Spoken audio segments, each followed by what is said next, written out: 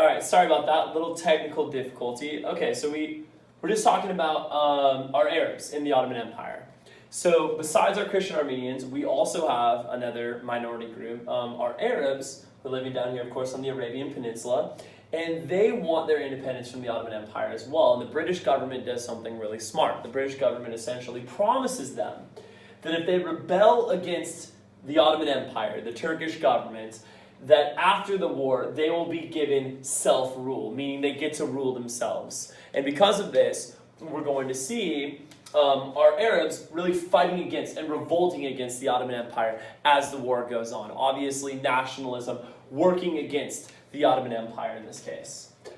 So the main area, guys, where we see fighting take place, of course, is in Europe. You've got the Western Front and we've got the Eastern Front. Now, our first move of the war was, of course, our Germans moving through neutral Belgium on their way to Paris. But they're stopped, of course, at the Battle of the Marne.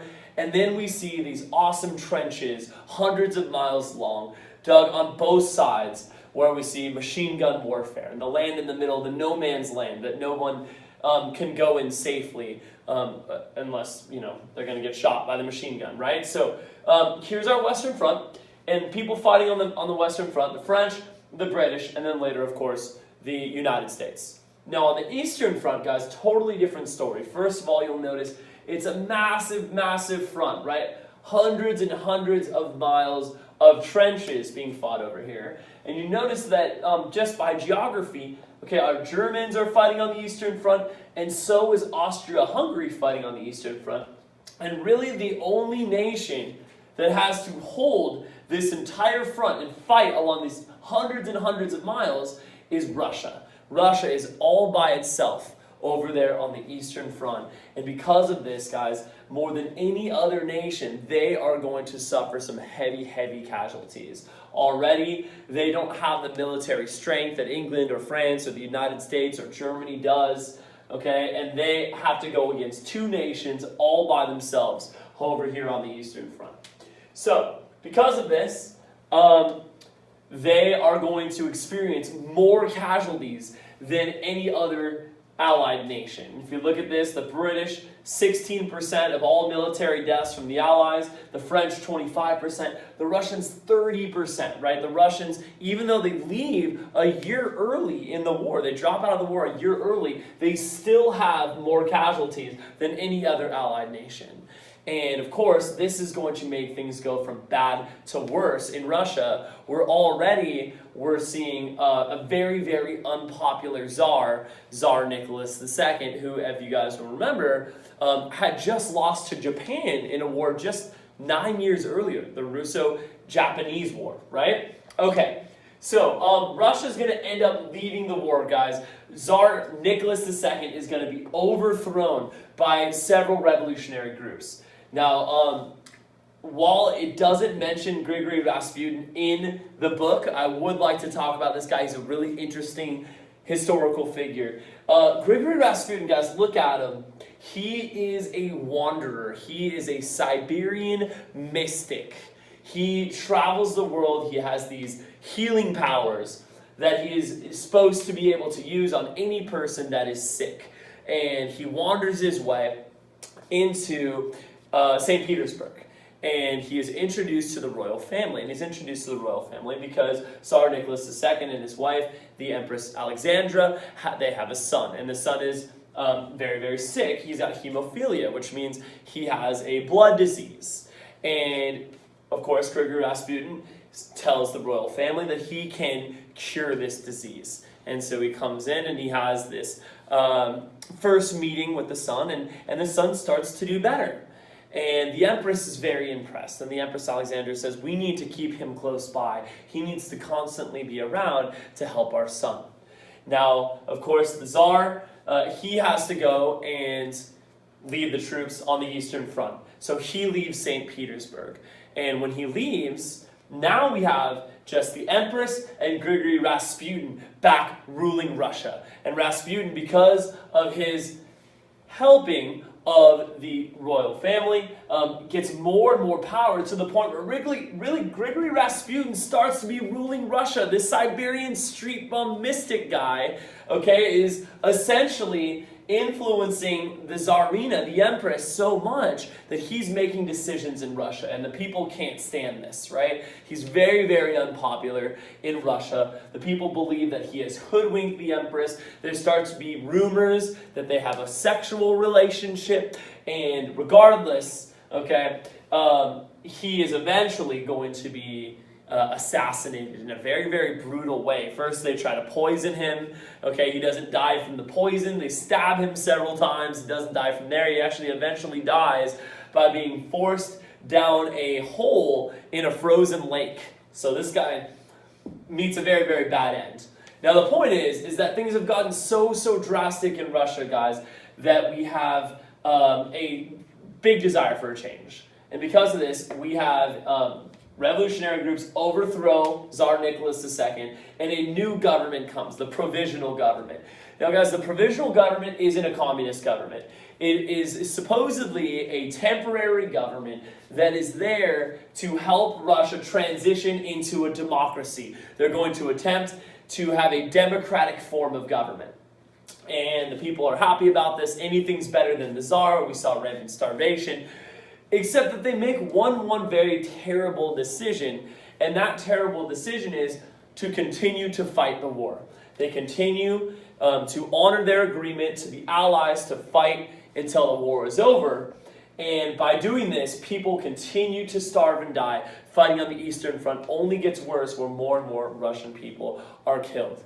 And then, of course, you enter in the Bolsheviks. The Bolsheviks are militant communists, guys. We see our first Soviets. Soviets are groups of workers or soldiers that are led by socialists, of course, extreme socialists. And these Soviets come out and start to promise things like land distribution, better education, peace, land, and bread for everyone if you allow the Bolsheviks to now rule Russia. And they're talking about communism and everybody having a share at the wealth.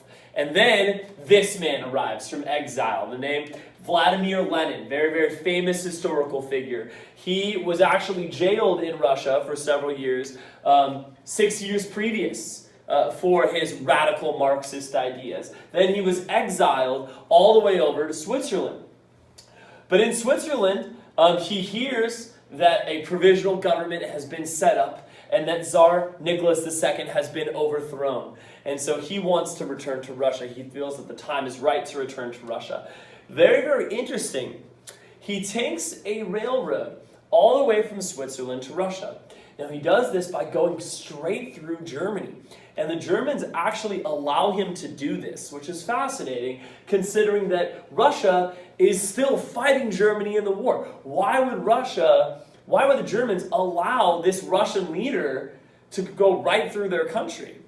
Well, the purpose is that the Germans were very smart. They knew that if Lenin was able to take over Russia, that he would pull the Russians out of the war. And that's exactly what happens. Vladimir Lenin comes in to Russia. He unites the people in these ideas of peace, land, and bread. The Bolsheviks are going to seize power in Russia, and they are going to negotiate immediately a peace treaty with the Germans called the Treaty of Brest-Litovsk. And by doing this, Russia is going to drop out of the war. Now, Germany, because they have now defeated Russia, demand land as compensation in this peace treaty. And they do gain land. Okay, they gain all of this land. Okay, modern-day Poland and part of the Baltic states over here are going to go to Germany. But now Russia's out of the war, right? And while Russia had to give up a lot of land to do so, our Bolshevik leaders now say, well, good, now we have some time to start implementing Marxist ideas, communist ideas, right? So, of course, Russia doesn't peacefully transition into communism. There are some people, conservatives, that are going to demand that they do not become communists, and we're going to see a civil war break out for 3 years, where we have the Red Army, the communists, against the White Army, which is the anti-communist, so to speak. And the anti-communists were funded by a number of countries, including the United States. However, our communists are victorious, and in 1920, the Russia becomes completely communist, and they declare victory. Now, of course, Russia's now out of the war. And when we look at the Schlieffen Plan, the original strategy of the Germans, the plan was to move from Germany through neutral Belgium and conquer France right away. Then use the railroads, the modern railroads of Germany, and go over and fight the Russians, right? So the plan was eliminate France first, then fight Russia. Now, of course, the exact opposite has happened, right? Russia is eliminated from the war while France fights on.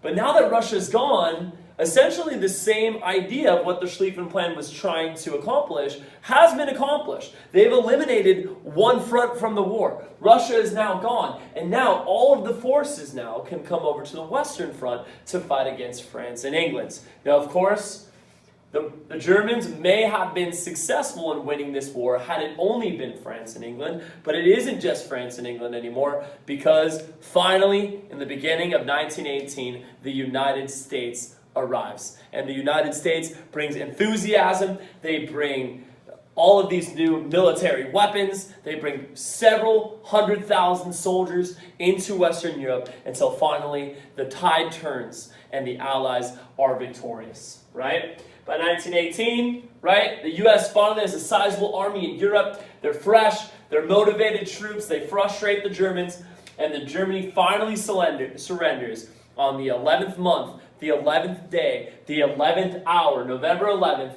1918. And this is the ends of World War I. They actually signed it they signed the treaty, okay, in a railroad car, where the defeated Germans meet the French general, Marshal Foch. And they sign this treaty, and the war is now over. Now, of course, the war took 4 years, 4 very, very bloody years, in which many lands were conquered, okay, a lot of destruction through Europe. And now the question is, what do we do now? What happens now? We have all of these countries that were fighting for their independence. For instance, in Africa, all of these colonies, right, that fought for the British, for the French. Okay, South Africa, the South Africans, for instance. Are the South Africans going to get are they going to get their independence now? Can they rule themselves? They just fought for England. Haven't they earned it? What about India? Okay, over 1 million Indians fought in World War I for the British. Are they going to get their independence now? What about the Arabs in the Ottoman Empire that fought for the Allies, even though their government was fighting for the Central Powers? What happens now, right? Well, who decides these things? Well, there's going to be 4 nations that are going to meet at the Paris Peace Conference to decide on what to do about all of these questions that remain in the war. Of course, when we look at the casualties at the war, guys, obviously a very, very large amount of casualties. 9 million soldiers are dying. Also 10 million civilian deaths, so 19 million deaths. That is obviously the biggest war before World War II. Now, if you analyze the graph to the right, I have a couple questions for you guys. The first question is, which 3 nations lost the most men? And use that, but don't use that as the only variable. But I want you to use that to then answer this decision.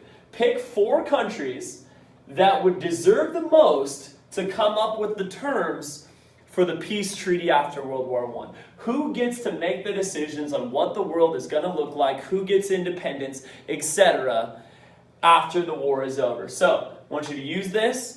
Mr. or Mrs. Substitute, if you could please pause the video right now so that they can make their decisions. Give them a couple minutes and then press play again. Pause. Okay, so you guys made your decisions. Let's see who our big 4 at the Paris Peace Conference are.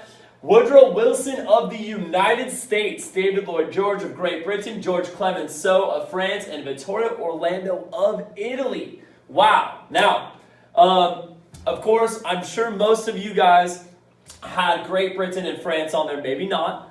But really the 2 wild cards here are the United States and even more than that, Italy, right? Why the heck were these guys getting to decide, the big four at the Paris Peace Conference, why do these guys get to decide what happens in a post-World War I world? Well, first of all, the United States turned the tide in the war.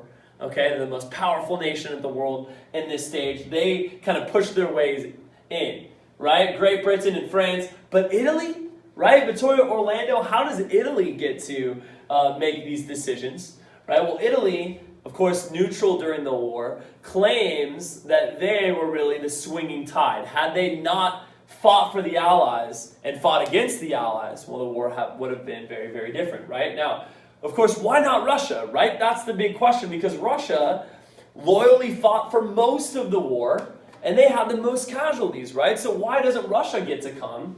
Well, they're in a communist revolution right now, right? And so they, can't come to a Paris Peace Conference in which they're fighting in their own civil war. And of course, quite frankly, these four nations didn't want them to be there because, well, they're scared themselves of communism in their own countries. Now, Italy is eventually going to walk out of the Paris Peace Conference because they don't get land that they were promised when the war broke out. Fiume, which is a little land over there to the east of Italy, is denied to them during the Paris Peace Conference, and because of this, they storm out. So now we only have three nations, the United States, Great Britain, and France, that are making the decision on what to do in the post-war world. Now, we have a partnered activity, okay, and I'm not going to do it. Our wonderful substitute teacher is going to hand out two things. One is Wilson's 14 points speech, and the other is George Clemenceau's opening remarks at the Paris Peace Conference. Now, George Clemenceau is our Premier of France, right? And of course, Wilson is the President of the United States. You guys, with your partners, are going to go through and answer some of these questions. You can answer it on your notes, or you can answer it on the back. Okay, you can keep these. And I want you to answer, what are some of the ways that Wilson proposes to prevent further wars? And I want you to give a couple of examples, and I want you to be able to cite those examples from his speech.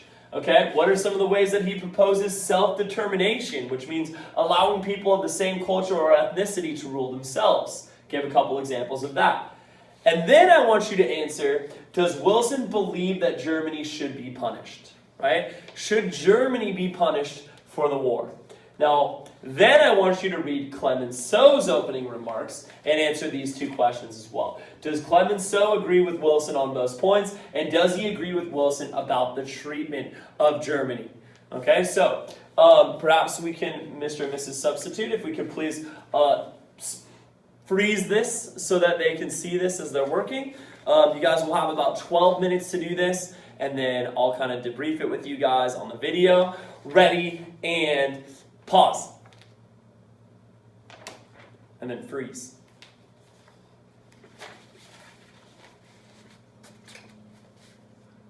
Okay, so as you can see, okay, Wilson, if you could sum up his 14-point speech, he is obviously promoting for a democratic and free world, right? He has all of these wonderful ideas of preventing wars, like not allowing secret alliances, right, with his first point, okay, open covenants of peace. There should be no private international action or rulings of each kind, right? Freedom of the seas, removing trade borders or boundaries. Number 4, the national armaments reduced. That means reducing armies, right? Militarism was one of our causes of the war. And then if you go all the way down to 14, guys, 14, a general association of nations must be formed under specific covenants for the purpose of affording mutual guarantees of political independence and territorial integrity to great and small states alike. Okay,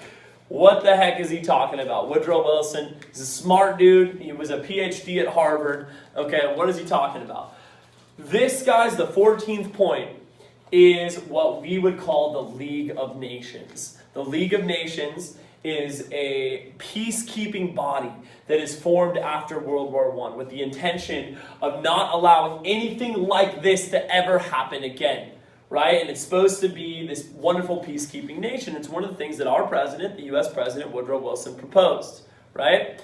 Now, of course, he's also really excited about what we would call self-determination, which means allowing people of the same ethnicity and culture to rule themselves. And there's a couple of victories that we see in the Treaty of Versailles that directly reflects that point from Woodrow Wilson. Okay, he has two major victories. Okay, self-determination. People conquered by the Central Powers were allowed to form independent nations. Right? If we look over here at this map, this is a map previous to World War I. You'll notice that Germany and Austria-Hungary are right here, and then there's Russia right to the east. Now, if you look now, there's Germany, but now, wow, Poland is back. Guys, Poland, right, disappeared all the way back with the partition of Poland at the end of the 18th century when Austria, Prussia, and Russia invaded. Right? Poland is now a new, unique nation, and we have all of these nations over here, Latvia and Estonia, are created as well, out of this land that was formerly Germany's. Now, interestingly enough, guys, all of this land over here actually came from Russia. Russia ends up losing a lot of land in the Treaty of Versailles as well. The Russians weren't at the conference. They weren't able to determine if they lost or didn't lose land. And we have all of these new countries created. Now, the other change, right, is down here. Yugoslavia is created to solve that problem about nationalism with our Slavic people. You recall that one of our biggest causes of World War I was Slavic nationalism down here. Now we have this whole new country, Yugoslavia, that is created for that purpose. So in this way, okay, in Europe, Wilson's idea of self-determination is successful, right? Let's talk about the League of Nations for a second.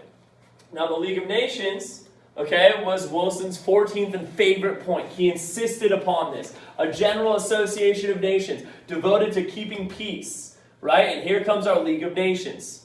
Now, there's one problem, right? Now, while Wilson, at the bargaining table, he has to give up many of his other points that he wanted to accomplish in the Treaty of Versailles because he really insisted upon this League of Nations. He wanted it to happen, okay? And he compromised on many things so that it did happen.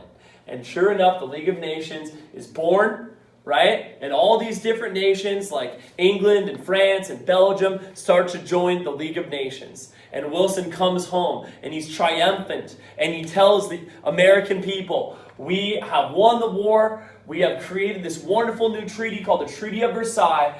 And now I have created this League of Nations that will stop all future wars. How wonderful. And we have entered this body, this league, right? Now there's one problem with that.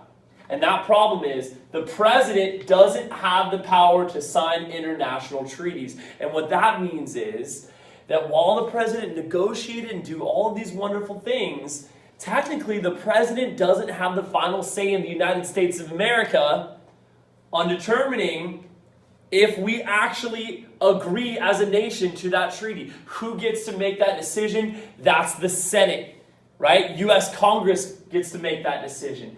And in an ironic twist, the Senate refuses to join the League of Nations. They refuse, right? They don't join. Now, why is this the case? Why doesn't the Senate want to join the League of Nations, guys? Isn't this wonderful peacekeeping body that is there to save the world from future wars? Well, yes, it is, but here's the problem. In the United States, guys, the president doesn't have power to declare war. It's Congress. And Congress refuses to join this League of Nations because they say, why would we give up our own power to declare war to this league? We don't want to be in this league that gets to determine whether we go to war or not. We as Congress want to make that decision, and we there refuse to join the League of Nations. Now, Wilson, having compromised on all of his other points, is totally heartbroken. And he actually goes on this exhausting tour of the United States trying to get the American people rallied about joining the League of Nations. But he does this for so long, guys, that he actually dies of a stroke 9 months later. Right? So, unfortunately, okay, Wilson, while he had 2 of his 14 points actually created, okay, one of them, sadly, the U.S. does not actually join, that being, of course, the League of Nations. And really, without the U.S., the most powerful nation in the world, joining the League of Nations, the League is therefore doomed on ever being able to stop a war from ever occurring again. And of course, it is absolutely, totally useless in stopping World War II in just about 15 years later. Now, the Treaty of Versailles and Germany. You'll know that going through both of the leaders' points, right? Wilson, he wanted to be kind to Germany, right? He didn't want to pin everything on Germany. But Clemenceau of France, he is the opposite. He is being very, very strict on Germany, right? From his speech, I come now to the order of the day.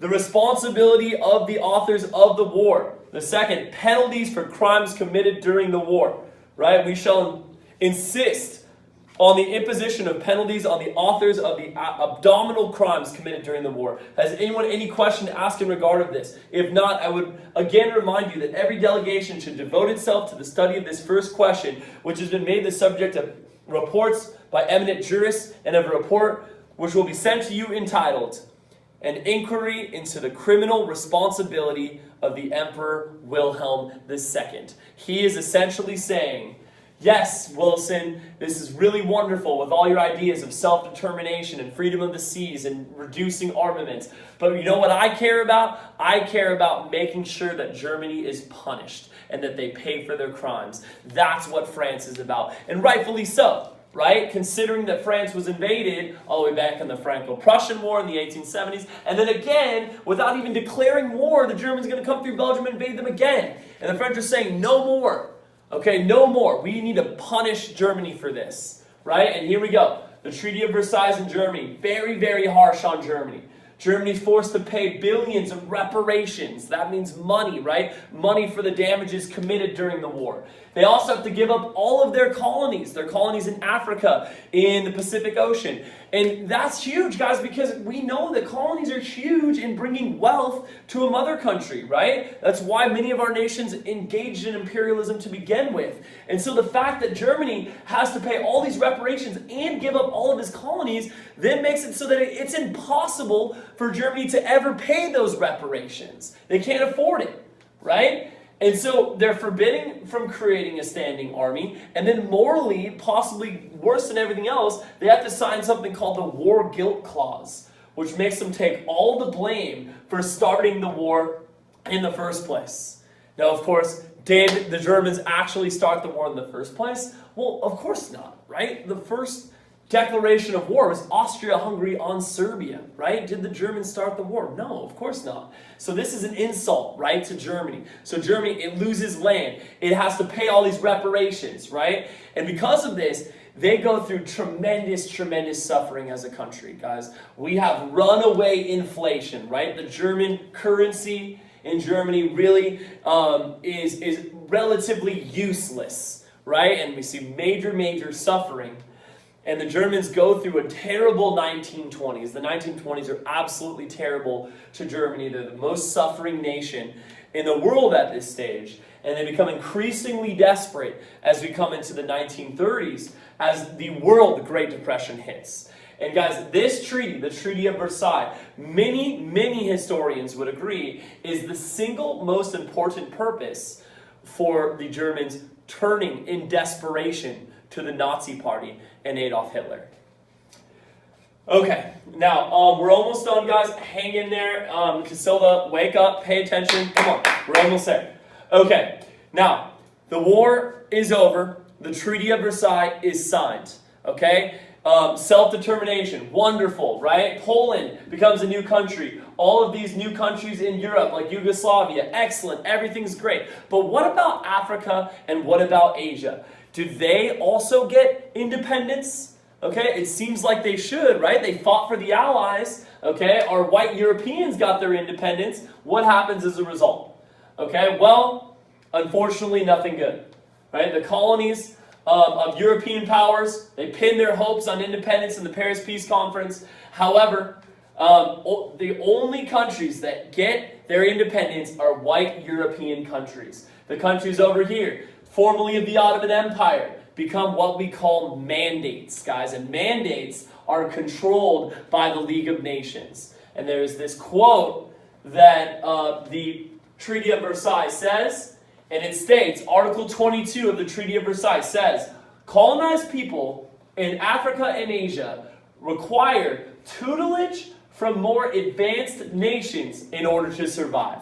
And what that means is that while we're going to give independence to the people of Europe, the people of Africa, and the people of Asia, you still aren't ready for independence, and you need tutelage from advanced nations like the nations of Europe. And so because of this, the Middle East is carved up and made into mandates. The French mandate of Syria, right? The British mandate of Mesopotamia, the British mandate of Palestine, right? All of these become still controlled by Europe, right? And then another source of conflict and frustration for these nations in the Middle East that thought that they were going to get their independence is something called the Balfour Declaration. And this is by the British government. And the British government is going to propose a very Zionist idea. They're going to propose that Palestine become a permanent home for the Jews. And this is the first open declaration by a major power for Zionism for the Jews. And because of this, okay, we're going to see thousands of European Jews move to Palestine after this declaration. Now, of course, Israel itself, guys, isn't created until after World War II. But this is this first open declaration by the British. Okay, we got 2 more slides, guys. Hang in there. Okay, we're going to see some frustration in Asia, right? The places that didn't get their independence and self-rule, Africa and Asia, right? We see it in the Middle East, right, with all of those Arab nations. Then we're going to talk Korea here for a second, okay? Because Japan, after the war, all of those lands that Japan seized in the Pacific from Germany, all of those lands that they seized in the Pacific from Germany are not given to Japan. They're made mandates. And this is incredibly frustrating for Japan, who only joined the war in the first place to grab land from Germany in the Pacific, right? And so now that Japan is denied this, one, they're very, very frustrated with England, France, and the United States, right? This is a little bit of foreshadowing for World War II. But now Japan wants to exert more control over Asia. And because of this, okay, Japan is going to start to exert more control over Korea. All of a sudden in 1919, the Korean emperor mysteriously dies. Many historians would suggest he was poisoned. Okay? And because of this, our Koreans are going to have a massive nationalist movement called the March 1st movement. And this is 2 million protesters, right? Out of a population of about 17 million. Okay, so this is a large portion of the population that's coming out and protesting Japanese rule. And the Japanese are going to come in and brutally put down this revolt and kill thousands of people, right? And so this shows the growing nationalism in Korea. And then our last slide, guys, the May 4th movement in China, right? China supports the Allies in World War I. Now, China provided troops. Okay, while China was obviously going through a tough situation after the Taiping Rebellion, etc., they still provided what they could, right?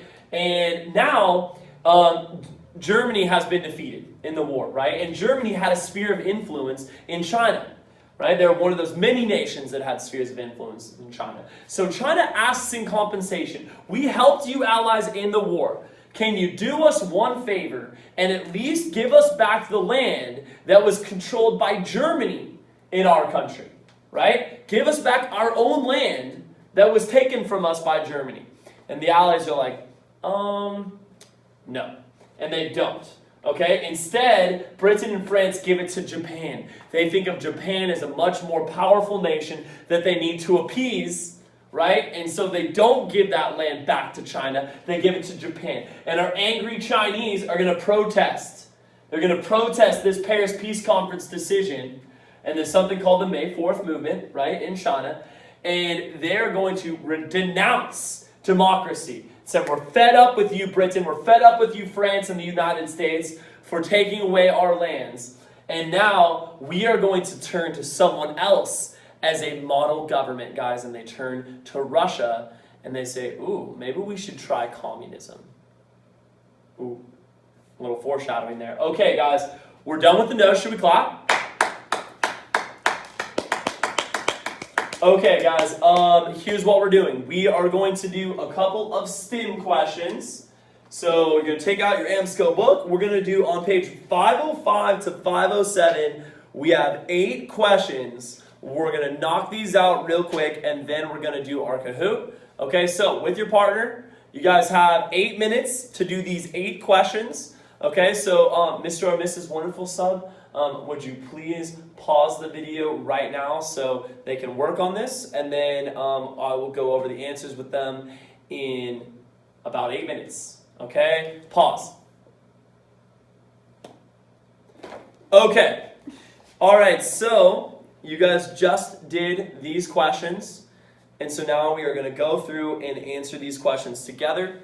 Okay, so we have the Treaty of Versailles, right? That's our stimulus. Which 2 of the above articles from the treaty would have most directly harmed the German economy in the years after World War I? Our answer there, guys, are Articles 119 and 233. That is B is our correct answer there, right? And of course, Article 119, it takes away the overseas possessions. Of course, that's their colonies, right, which is going to hurt them economically. And then Article 233, compensation to be made by Germany, right, talking about those reparations. Okay. Number 2, which negotiator at Versailles would have felt most satisfied with the terms of the treaty as demonstrated in these articles? Well, of course, we know that from our activity, guys. The person that wanted to be harshest on Germany was, of course, French Prime Minister Georges Clemenceau. Okay, good. I'm sure you guys got that one. Article 119 of the treaty most directly addresses which of the original causes of World War I.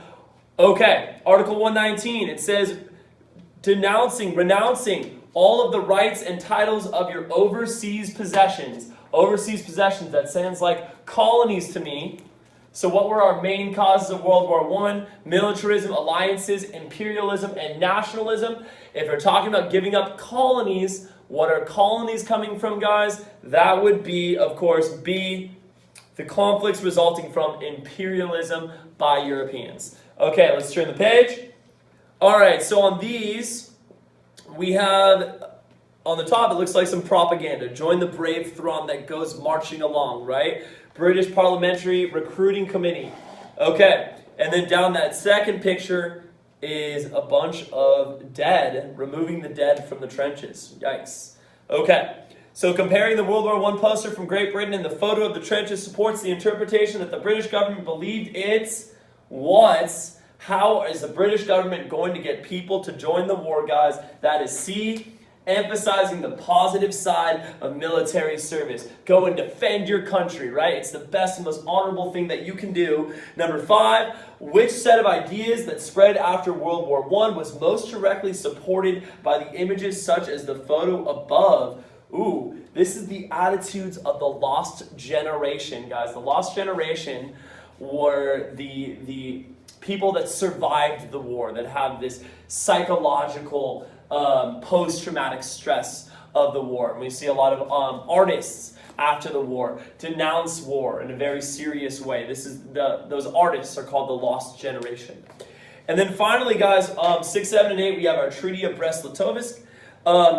One benefit for the Soviets from signing the treaty was that it allowed what? And the answer is B, allowed the country to defeat internal counter-revolutionaries. Of course, after the war, Russia's becoming communist. It needs to fight in a civil war. Our communists were successful, right, defeating those counter-revolutionaries.